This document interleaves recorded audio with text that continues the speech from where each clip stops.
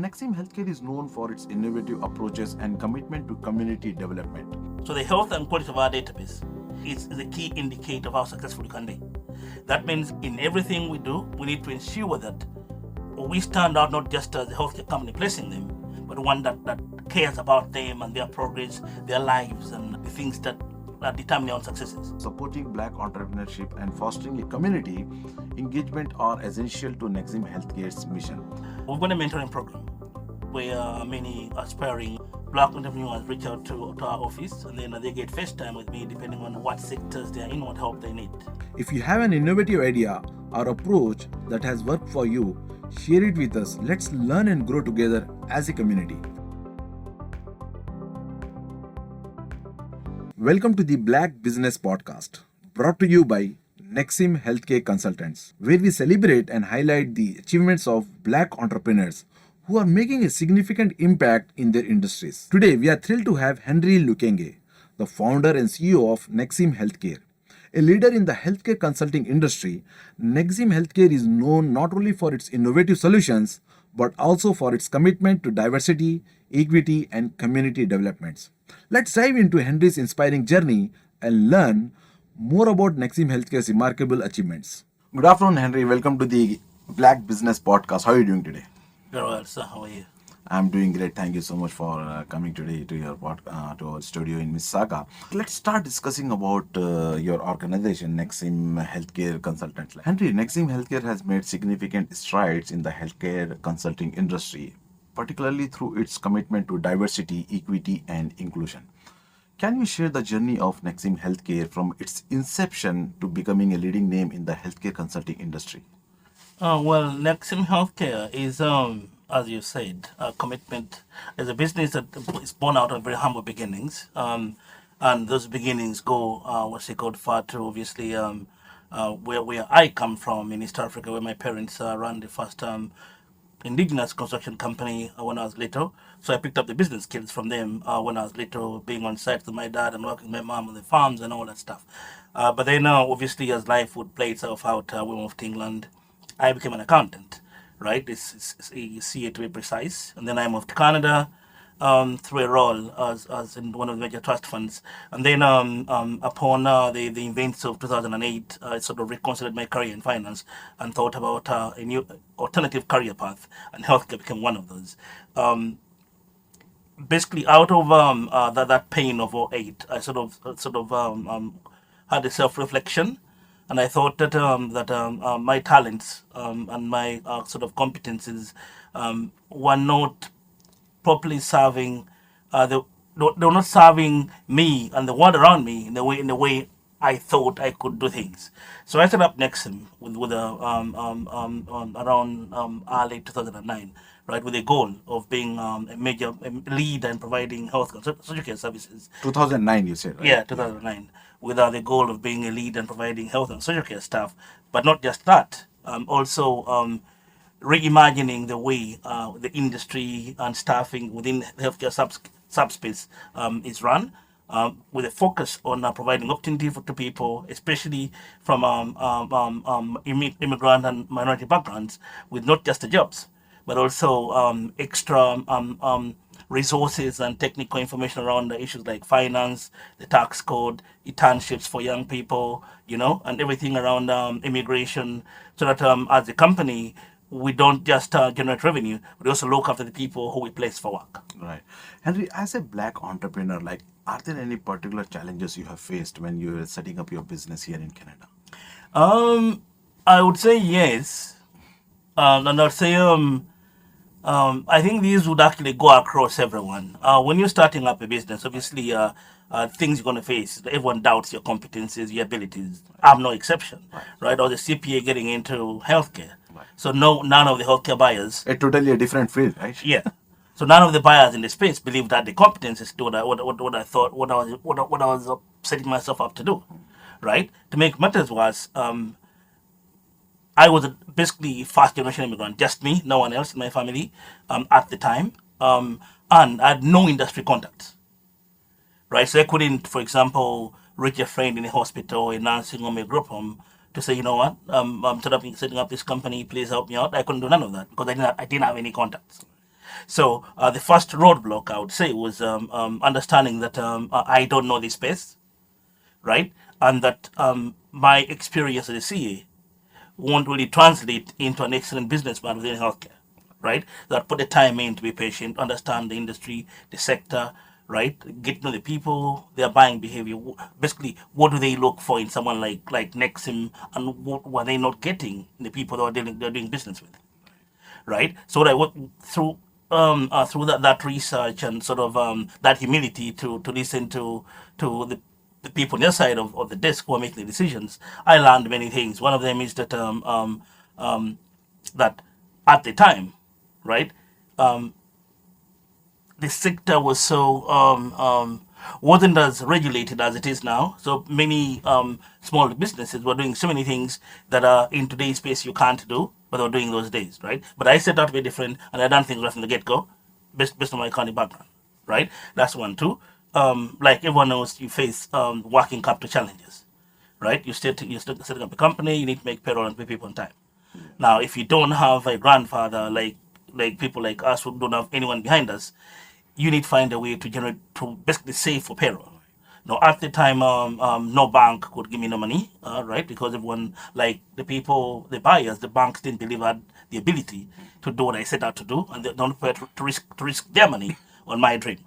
So I had to obviously work out a way to find my own working capital through disposals of a few of my own personal assets to fuel my dream, right? And then the other is obviously, as everyone else, especially if you're an immigrant, you've got an accent, you have to overcome a few There are of a these lot of small different barriers challenges that comes up, right? that come up that as a job seeker you don't see, but as an entrepreneur you now see, because you're not just at the face of your business.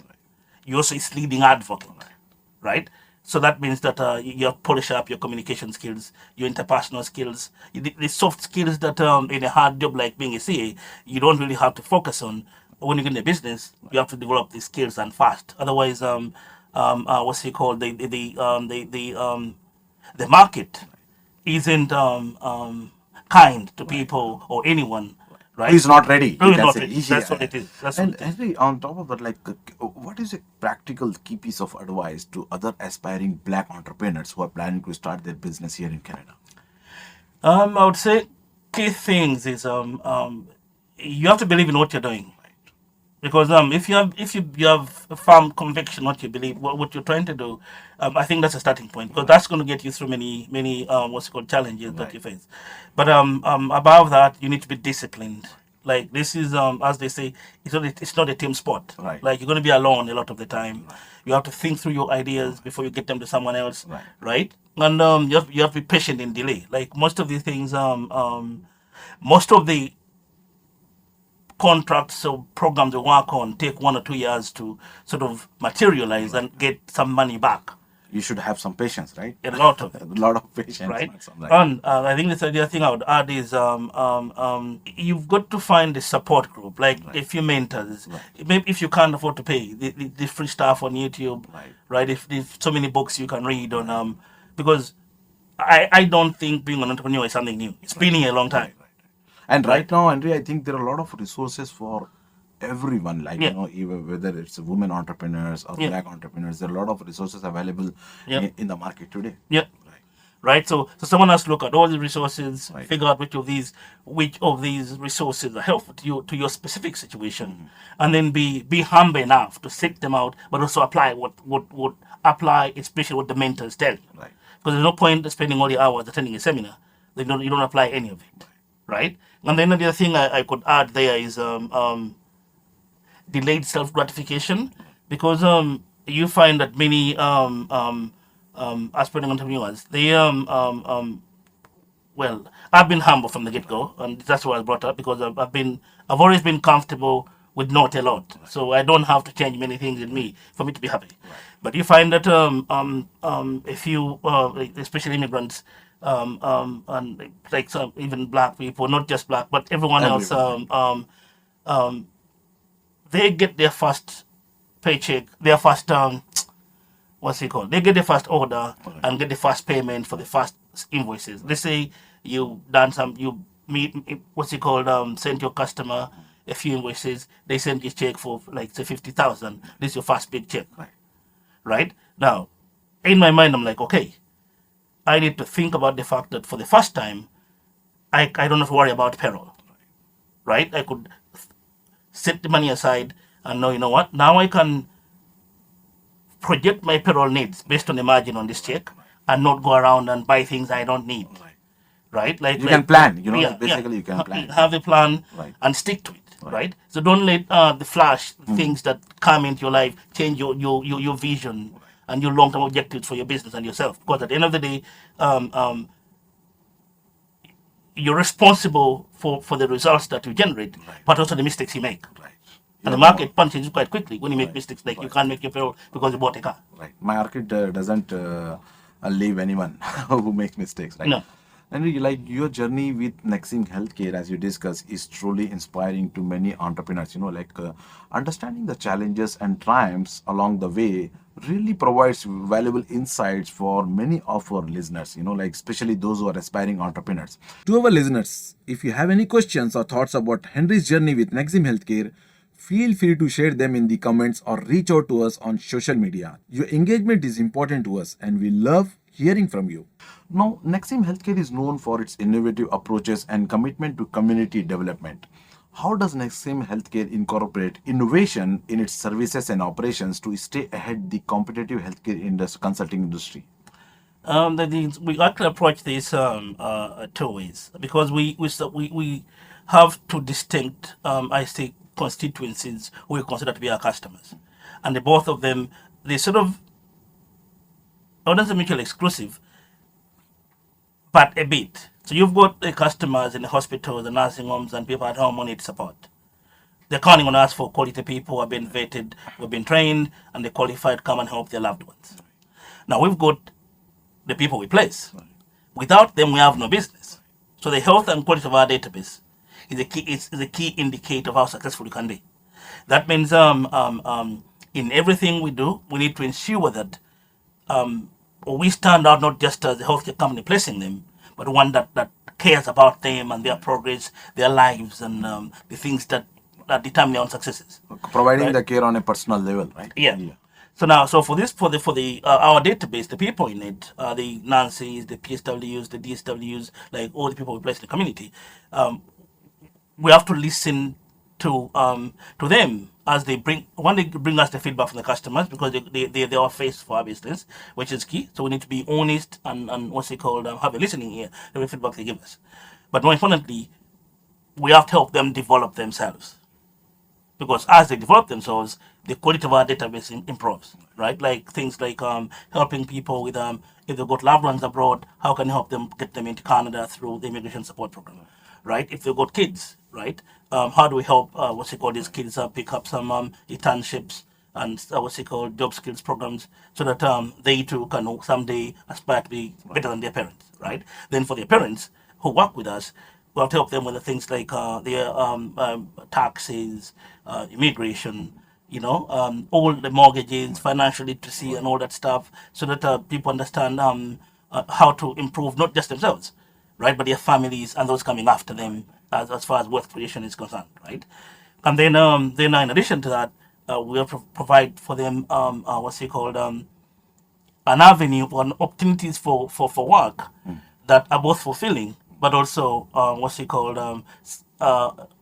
like a safe and quality work environment, right? That means the things we do around transportation, getting people to work when the car is broken down, then helping people with short-term accommodation if they work in remote regions and they can't be commuting in and out of the city to go work 100 miles away, right? So we've come up with a package of services that are not that other businesses don't provide to their field workers that we do, because we believe that if we help them provide the best care to our customers, we make our customers happy. Right. And in the end, we get more business.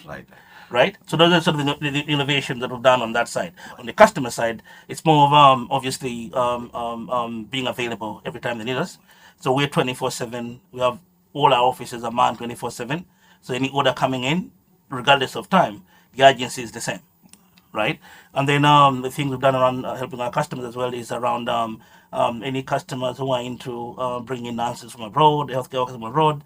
We're working with them to help them actualize these human capital plans, right? And then obviously the other one is technology. We quite big on using technology to provide efficiencies and scheduling and record management, quality control, compliance. So we made it that in our database, if someone's it's set up that people's qualification and experience is matched to the customer, and then we have notices for through the system when designations are going to run out, so people can go and get recertified, so that these things are done on time. Everything is planned and automated, you mean? Yeah, exactly. So that we don't get a situation. We don't get in a situation where, for example, 10 nurses who are working at the customers, one of our customers, very critical, what's it called, site, have all their nursing qualifications run on the same day, and we didn't know. Right.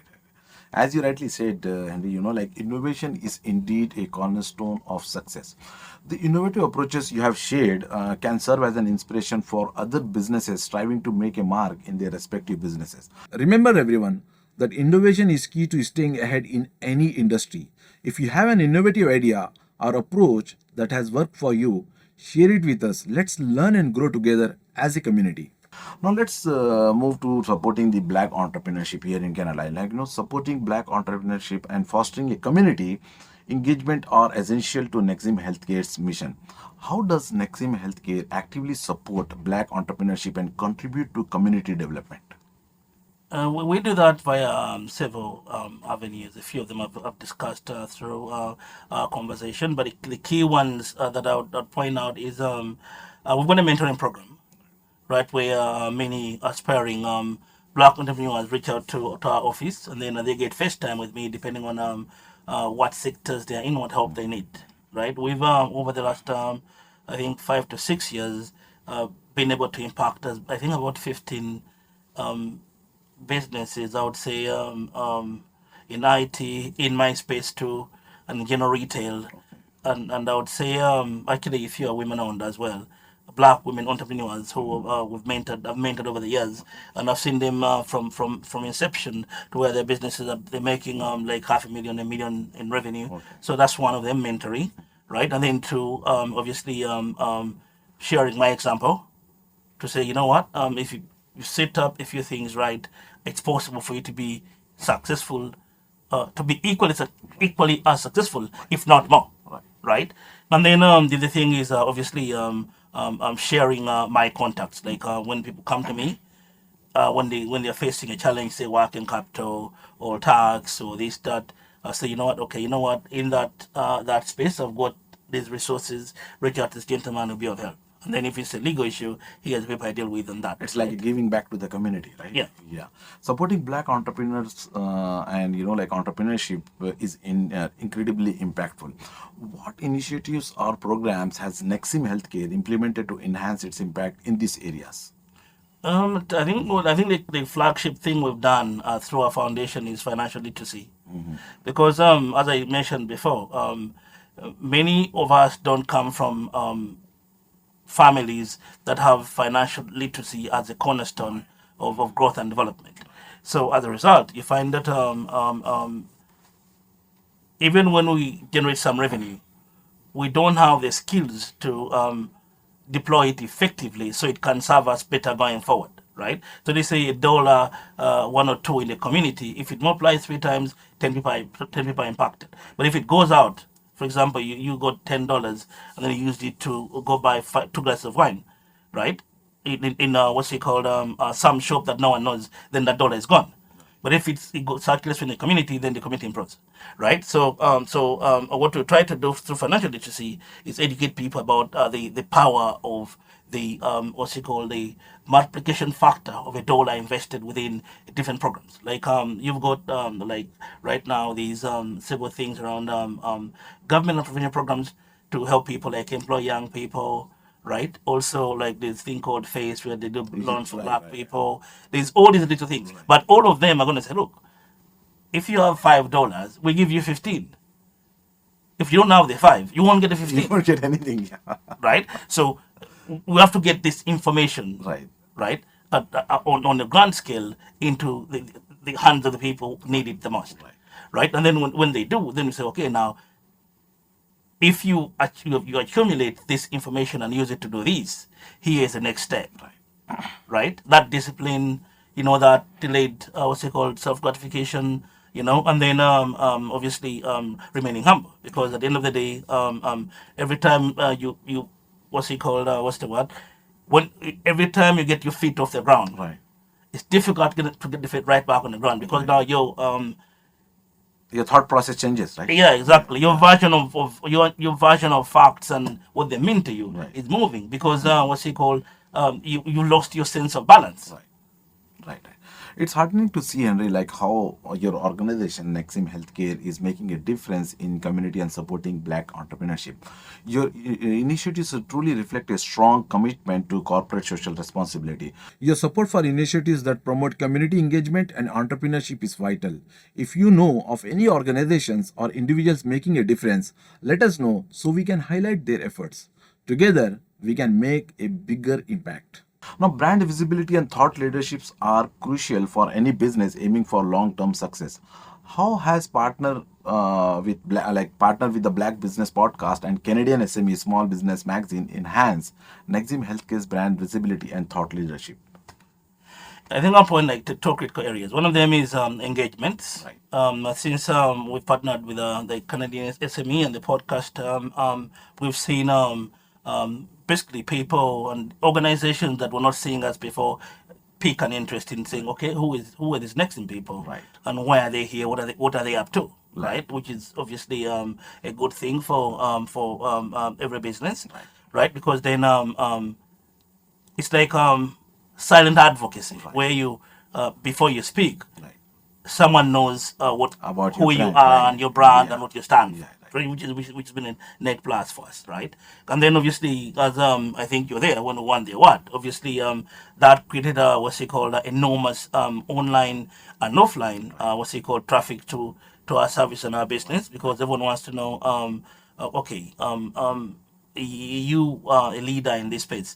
How can we for example, separate you from everyone else? Right. How can you Right? differentiate? Exactly. Yeah. Then you say, okay, well, here's a few credits Right. from third parties Right. who have sort of looked at what we do, Right. and then here's what they say about us. And when you say we won this award and that award, then that eases everyone else's concerns when it comes to your capacity to deliver on what you're trying to deliver to them. Right.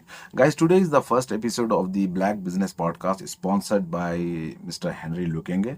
He is the founder and CEO of Nexim Healthcare, and we at Canadian SME team is very thankful for coming forward to support this initiative. Henry, partnerships, this kind of partnerships can truly enhance brand visibility, like can you say like what have been some of the notable outcomes or feedback from this kind of collaborations that you had in the past? As I said before, most of it, I look at something like this as and as you a silent ambassador who speaks for you when you are asleep, Right.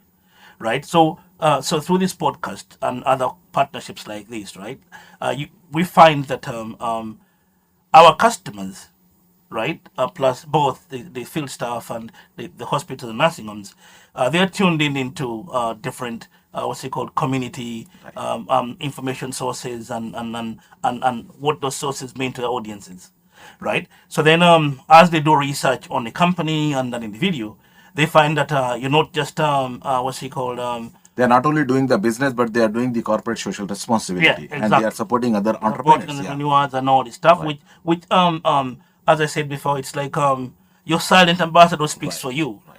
right? When you are asleep, so that when you wake up to speak to your customer, right? They've been dreaming about what you can do for them. So it's an easy, it's a soft close when you reach out the customer. That's right. And I see, like, when we met for the first time last year, I see, like, you have a genuine, thought process of helping other entrepreneurs grow. Yeah. That's the reason, like, when we discuss with you about the Black Business Podcast, you agreed, Yeah. though your goal, one of the goal is to get more like exposure, but at the same time you want to give back to the community. Yeah, That's the exactly. main goal, right? Yeah, Yeah. yeah, yeah. But this kind of partnerships and collaborations, Henry, can indeed amplify a brand's reach and influence.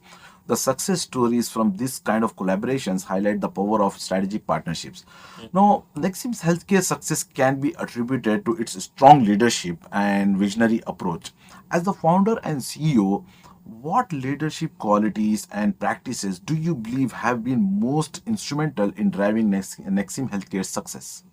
I think I would point about three critical ones. Okay. I think one of them is an mission statement, commitment to diversity and inclusion, because I think ideas have no respect to race or color. Right. Right. And I think having in leadership positions people who are a reflection of the people at the bottom is a strong asset in our business, because we find that if someone in our operations unit was on the floor as a nurse before, now they're in the boardroom discussing how to place a nurse, they're going to bring that flow knowledge to the boardroom. That is going to enhance the way we interact with our customers to fix their flow problems. Now, you won't find that if you don't get people both what's it called as far as race is concerned, and what's it called experience and skills are concerned on the board table. Right, so that inclusion is one of the keys. Then I think as we've grown over the time, listening and following what our customer, but listening and learning from the evolving needs of our customers all the time, right? Because the exact same customer, Right. as their programs expand and grow, their needs evolve, right? The needs for example, a group with operations downtown that now has expanded outside town, they won't be the same. Because downtown, you're going to send somebody going to catch a bus. But outside town, you're going to find that they may need, for example, help with what's it called, transit, or an Uber, or the house. New close needs by. might arise, right? Yeah, exactly. Then you have to pick up on the things as they happen and evolve as the needs change. Otherwise, your customer finds someone else for the other market and you for this market. Right. But if you evolve as if your understanding of their needs evolves as they evolve, then you support them counterwise, which is what our business is set up to do. Right. Right. And then I think the other one, the third one, I would say that we're self-disciplined in our approach, and also we also deliberate in the way we go about running our business, right? Like we tend to even if something, well, I'll give you like an example. We set out, for example, to go out and support customers in the most difficult environment support, like outside Toronto, outside the GTA, way up north, right? Where in principle there's no people, right? So if you're going to do that, then you have to rearrange your operations and your execution, right, to be able to do that. That means you're going to invest a lot of time, a lot of money in initial setup, right? So by what's it called, by choosing to do that, right? We got ourselves in positions of dominance in these markets where once we get the customers, they can't switch, right? But you have to invest a lot of money and a lot of time upfront. Like you have to, for example, rent some houses on long-term leases before you get the business. Right. Arrange the manpower. Yeah, then get people there, even if you don't have the hours yet, but still pay them. Right. Right? So but if you're deliberate about this, then you stay disciplined, because you're going to lose money at the start, like a lot of money at the start. But then over time, you get the customer buy-in, right? You get the loyalty, both for the staff and the customers. And in those markets, you get unchallenged leadership positions that people can't come and take from you, like, because the switching costs are so high. Also, the entry costs are high too, because you've done this barrier to entry that not everyone can penetrate. Right. As you rightly said, Henry, like leadership is fundamental to organizational success. And how do you ensure that your leadership principles are reflected throughout your organization? Like everyone is following your principles and your values. I think we do that two ways. The first one is obviously open and clear communication, that if you have a good idea. Right. But basically, I have no monopoly of good ideas. If you have one, bring it out. Right. Right? If it's good, trust me, I'll let you run with it. That's one. Right? And then two, empowering the team to take risks. Right? So what I try to do within both at all levels of the organization is if an opportunity presents itself, if you weigh the risks, weigh the opportunity versus the risk, and if you believe it's something you would do with your own money, then go ahead. Right? Then we're going to find out if you're good after some time. If not, at least we'll learn something new from the experience. Right? So basically, what we try to do, especially within me, the senior management, is we've got what's it called, latitude. Right? See, for example, it could be that the customer, a good customer, wants to come on board, but they are price sensitive. Right? And they don't have a lot of business, but they're price sensitive.